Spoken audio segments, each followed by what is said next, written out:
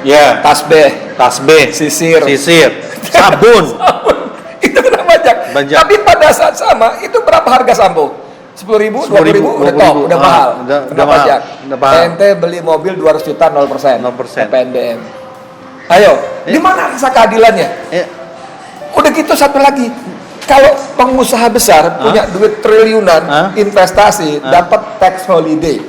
Tax holiday itu artinya pembebasan pajak sampai 20 tahun. 20 tahun, Bos. Yeah. Sorry banget ya Mas Jokowi ya. Mohon maaf banget. Kita tadinya berpikir pemerintah ini tumbang tahun 2020. Bukan oleh demo besar-besaran. Bukan oleh people power. Bukan oleh Habib Rizik dan kawan-kawan. Bukan. Karena nggak punya duit. Tumbang dengan sendirinya. Paling Agustus, lambatnya Oktober 2020 tumbang. Nggak punya duit. Tapi kenapa sekarang Juni 2021 masih tahan? Karena ada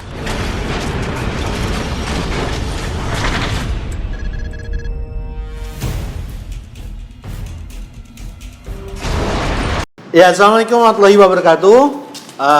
Teman-teman semuanya, beberapa pekan belakangan ini kita diramaikan di jagat sosmed ya tentang RUU KUP yang membahas tentang perpajakan. Meskipun ya Menteri terbaik keuangan di dunia merasa heran kenapa rancangan ini bocor ya. Ini rancangan tentang pajak bocor ya. Kayaknya memang harus dirahasiakan emang. Ada apa-apanya. Nah, kebetulan di samping saya ada orang yang sering komentarnya pedas, seorang wartawan senior ya. Dan juga viral di mana-mana, Bang Edi Mulyadi. Assalamualaikum, Bang.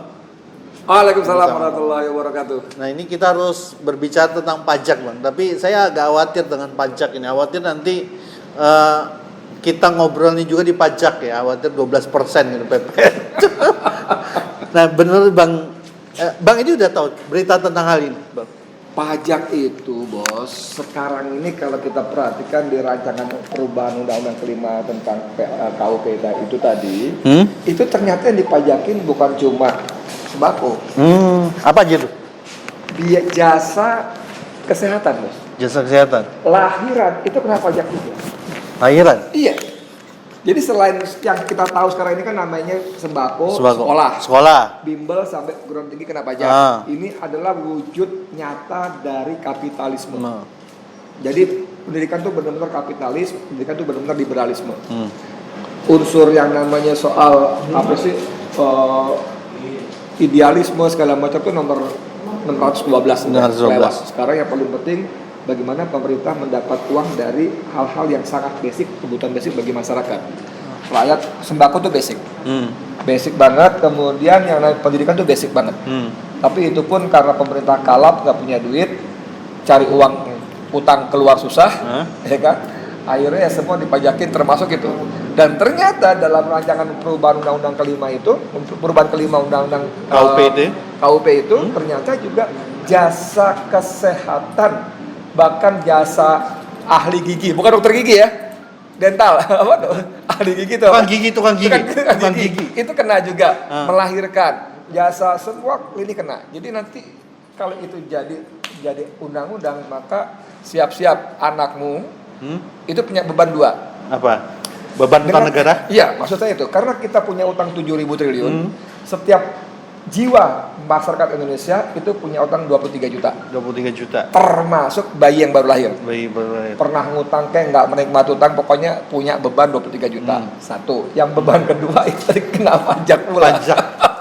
Ini agak aneh ya gitu. Bayi keluar langsung kena pajak ya. Langsung menanggung utang dulu. Makanya betul kata orang-orang, anak itu harta yang tidak ternilai. Pantes ya.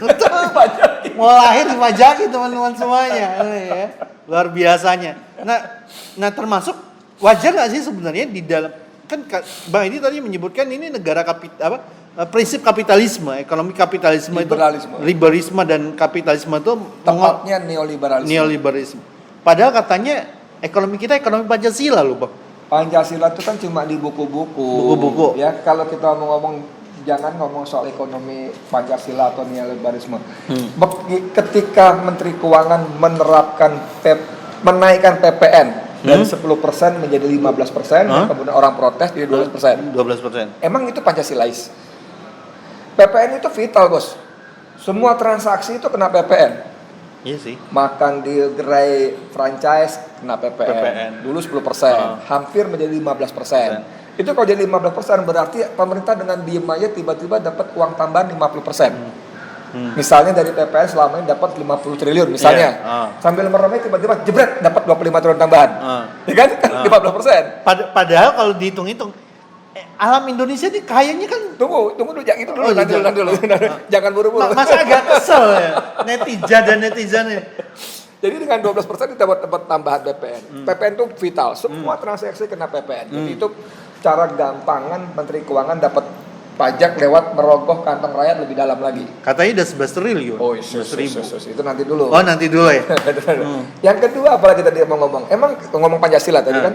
Emang ketika dia memberikan memajaki sembako itu Pancasilais. Di mana nilai keadilan sosial. Sila kedua ya. Sila kelima. Ya. Manusia yang adil dan beradab. Emang itu punya manusiawi, tidak manusiawi. Kenapa nggak manusiawi? Orang rakyat lagi susah, pandemi, banyak PHK, banyak pengangguran baru, nggak punya penghasilan, lah kok dipajaki lagi belanja, tadinya beli gula nggak kena pajak, tiba-tiba kena pajak pula. Itu kan nggak manusiawi, nggak punya sisi kemanusiaan. Apalagi bicara soal keadilan, dan ini masuk di tadi nih, keadilan sosial bagi seluruh Indonesia. Bagaimana bisa adil? Ketika rakyat yang lemah, yang nggak punya apa-apa dipajaki sampai nanti sampo. Ya. Tasbih, sisir, sabun. Itu kena pajak. Tapi pada saat sama itu berapa harga sampo? 10.000, 20.000 udah top, udah mahal. Kena pajak. Ente beli mobil 200 juta 0%. PNBM. Ayo, di mana rasa keadilannya? Udah gitu satu lagi. Kalau pengusaha besar punya duit triliunan investasi dapat tax holiday. Tax holiday itu artinya pembebasan pajak sampai 20 tahun. 20 tahun, Bos. Nggak bayar pajak. Ini kayak sesek gitu. Nggak, khawatir saya mau dirapit dulu nih kok. Apa COVID gitu tiba-tiba dengan sesek nafas gitu. Belum selesai. Itu belum selesai ya. Pengusaha besar dapat tax holiday 20 tahun. Kamu kumpul sama teman-teman 5 orang, 10 orang, 20 orang bikin koperasi. Lalu yuk kita bisnis apa? Bikin pabrik tahu. Bikin pabrik tempe. Itu belum apa-apa kena pajak ini, pajak itu, izin ini, izin itu segala macam. Jasad ini di mana di sisi kemanusiaan? Pancasila sisa kelimanya mana? Enggak ada. Keadilan sosial enggak ada. Jadi jangan sok ngomong itu enggak Pancasila dong. Mohon maaf, pret. Pancasila cuma ada di buku pelajaran. Yang sekarang pun sudah jadi mau ditrisilakan dan dikasilakan kalau kita diem aja kemarin.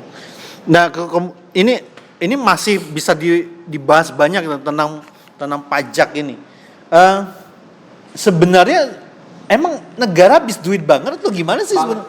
Habis duit banget. Saya dengar dari beberapa bupati. Bupati-bupati kita itu sudah sebenarnya sejak pertengahan tahun 2020 itu sudah kalang kabut. Mereka bilang, jangankan kami ngurus taman. Taman kan ada biayanya tuh, ada maintenance perawatannya. Perkotaan, hutan kota. Untuk sekedar bayar tenaga office boy, office girl, yang itu outsourcing aja kita nggak punya duit. Kenapa nggak punya duit? Karena DAU, DAK, dana alokasi umum, dana alokasi khusus dari pemerintah pusat ke daerah nggak turun, nggak cair. Kenapa nggak cair? Uangnya nggak ada. Nggak ada. Kemarin kita berpikir bahwa ini, sorry banget ya Mas Jokowi ya, mohon maaf banget. Kita tadinya berpikir pemerintah ini tumbang tahun 2020. Bukan oleh demo besar-besaran, bukan oleh people power, bukan oleh Habib Rizik dan kawan-kawan, bukan. Karena nggak punya duit, tumbang dengan sendirinya. Paling Agustus, selambatnya Oktober 2020 tumbang, nggak punya duit. Tapi kenapa sekarang Juni 2021 masih tahan? Karena ada, kalau bahasa COVID, ada ventilator. Siapa ventilatornya? Ventilatornya Bank Indonesia. Bagaimana caranya? Dia cetak uang. Dipaksa oleh pemerintah pusat, oleh eksekutif cetak uang untuk membiayai segala kebutuhan birokrasi. Nah, caranya bagaimana? Melanggar undang-undang? Iya. Cari cara yang lain. Jadi caranya gimana? BI berkewajiban membeli surat utang yang diterbitkan negara. Sun itu ya. Makanya kalau nggak ada dilepas, Kalau nggak dijual. ada udah selesai tamat. Oke. Nah, Jadi kalau mau gulingin Jokowi, jangan kerahkan people power. Susah, pertama susah, perlu banyak orang. Baru kumpul 5-10 orang langsung polisi. Covid bubar gitu. bubar, tidak sesuai prokes gitu ya. Melanggar prokes. Melanggar prokes. Bukan prokes itu kan, bukan melanggar, itu namanya kejahatan prokes. Kejahatan. Kan? Kata jasa penuntut ya. Tapi caranya itu ventilator dicabut, BI selalu berhenti, weh, cetak duit. Selesai itu bos. Dan ini masalah, saya nggak pengen disebut memalagi, nanti disangka menghasut ya teman-teman, bahaya ya. Pajak ini kan kata orang gini ya, dulu kan kalau kita lihat itu banyak tempelan-tempelan stiker-stiker ya, rakyat bijak atau orang bijak taat bayar pajak. Taat pajak. Nah, ini apa dengan begini kita harus juga sendiko dau lah, diam gitu. Dan kondisi yang begini atau orang bijak taat pajak itu bagus, slogan yang bagus. Tapi lagi-lagi kan kita bicara soal keadilan. Tadi kita bicara rakyat dirogoh kantongnya semakin dalam. Tangan pemerintah tuh masuk kantong kita lebih dalam. Ada PPN 12%. Ada sembako kena pajak. Ada bahan bangunan juga katanya. Kerikil segala macam ya. Nah, sekarang sisi keadilannya. Tax amnesty mau dijilid 2. Tax amnesty itu namanya judulnya tax amnesty, pengampunan pajak. Siapa yang diampuni? Orang yang bersalah dalam perpajakan. Siapa yang bersalah? Yang ngemplang pajak, yang bayar pajaknya nggak benar, yang bawa duit keluar. Siapa yang bisa begitu? Orang kaya. Orang kaya. Siapa lagi? Orang sangat kaya. Nah, orang kaya dan orang sangat kaya diberi berbagai kemudahan sampai pengampunan pajak. Pengampunan pajak. Sementara kita yang cari beras 2 liter sehari buat makan di anak istri sekeluarga, pontang-panting dirogoh. Ini mau adil di mana? Mau Pancasila di mana? Nah, termasuk ini setuju nggak sih Bang dengan ngelihat kalau misalnya PPN ini dikenakan juga dengan pendidikan? Padahal prinsip pemerintah itu kan tuntaskan belajar kehidupan bangsa dan tuntaskan pendidikan belajar meningkat dari 9 tahun jadi 12 tahun gitu. Itu yang salah rakyatnya, Bos. Kenapa tuh? Jelas-jelas itu melanggar undang-undang, bahkan melanggar konstitusi. Melanggar konstitusi loh. Dalam pasal 7A Undang-Undang Dasar 45, Presiden dan Wakil Presiden bisa dihentikan di tengah masa jabatan. Buka undang-undang kita, Undang-Undang Dasar 45 kita, konstitusi kita, pasal 7A, Presiden dan Wakil Presiden bisa dihentikan tengah jabatan jika melanggar konstitusi, korupsi, melakukan perbuatan tercela yang sekarang lagi dituntut sama TPUA ya? TPUA di Jakarta Pusat. Iya betul, di Jakarta Pusat. Jadi itu melanggar konstitusi, Bos.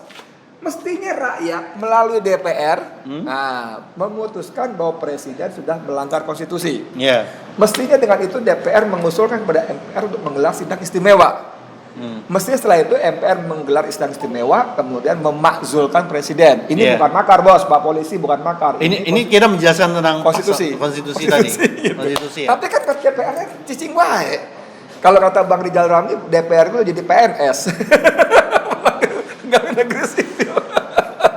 Ya, karena gini Bang ini, kalau saya ngelihat dengan pajak ditambah dengan pajak ini dan itu segala macam, kemudian penghasilan rakyat juga semakin sempit dengan adanya ya kita tahu kan ya, jujur lah, pengangguran itu luar biasa terjadi 2 tahun belakangan ini, 2 sampai 3 tahun belakangan ini. Kemudian ketika dipajaknya apalagi orang hamil, ya biaya hamil itu tidak sedikit. Sekarang apalagi ditambah dengan prokes kan gitu. Ya mau lahiran prokes, setelah lahiran prokes, ya mau periksa anak lagi prokes lagi. Nah, sakit pengangguran itu terjadi karena banyak perusahaan tutup. Ya. Dan perusahaan tutup katanya. Dan itu terjadi sebelum COVID, Bos. Jangan salah. COVID memang memberi pukulan keras pada industri, betul.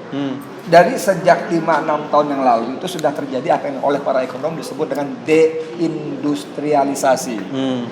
Deindustrialisasi artinya bahwa pertumbuhan industri itu bukannya tumbuh, justru minus, turun. Kenapa?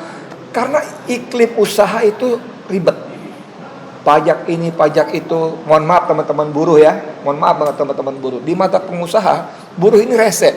dikit-dikit demo segala macam Iya, gitu ya. Dikit-dikit minta kenaikan. Ya, segala macam gaji. lah gitu. Jadi para pengusaha yang punya produksi, pabrik-pabrik itu berpikir gue repot banget bayar pajak, gue repot ngurus buruh yang ribut. Mendingan gue impor. Sama-sama bikin sepatu, sama-sama jual sepatu buatan gue jadi mahal. Iya. Tapi sepatu impor dari Cina, wih harganya bisa setengah, seperempat.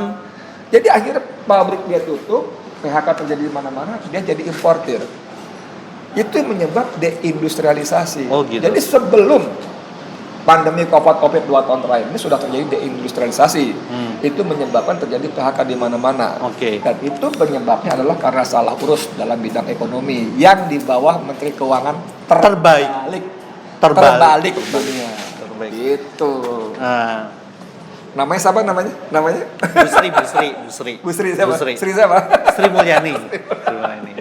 Ya, Bu Sri Mulyani. Mudah-mudahan Bu Sri mendengar pendapat kita supaya mikir ulang untuk tidak melakukan, ya masa orang beli mobil 0% masa yang orang miskin ada 12% ya. Oh, saya kemarin lihat ada meme di bawahnya ada tulis mimbar tub.